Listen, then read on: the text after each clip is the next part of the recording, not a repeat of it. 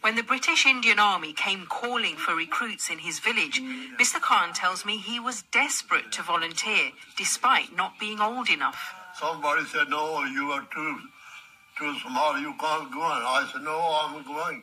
You wanted to join. He would go on to serve until partition in 1947 and is one of the few surviving veterans from the Jhelum district of modern-day Pakistan.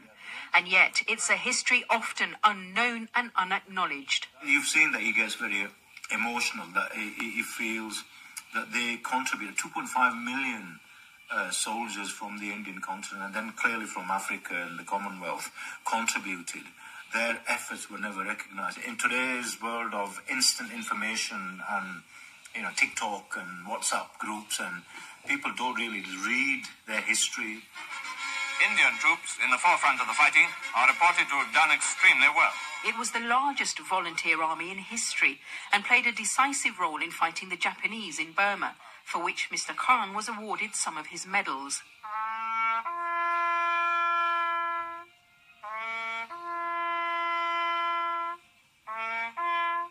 This week, after another campaign fought by Commonwealth communities in his hometown of Bradford, I would like to dedicate a special prayer to the Muslim soldiers who fought and sacrificed their lives for our freedoms. At last, some recognition. With the unveiling of the first and only Commonwealth War Memorial outside of London. And then just your gentlemen looking this way.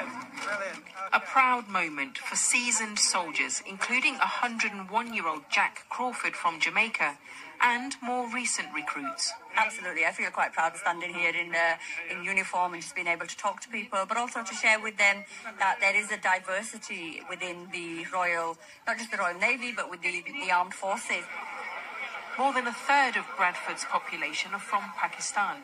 Many the families of soldiers from the Jhelum district who came to work in the mills after the war.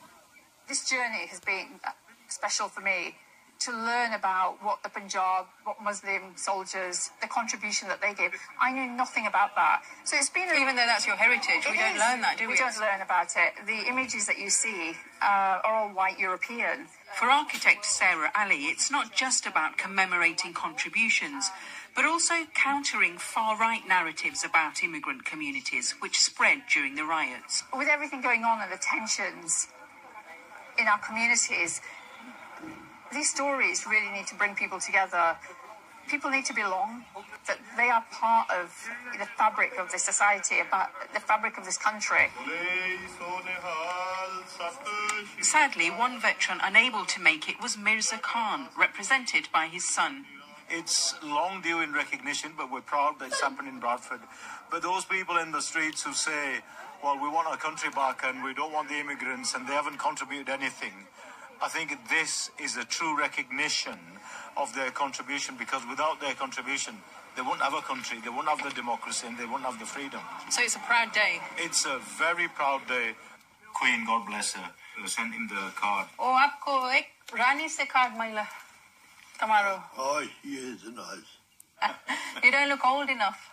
Now 102, Mr. Khan says that once he's feeling up to it, he looks forward to visiting the memorial for himself. Very nice, yeah. Darshana Soni reporting there.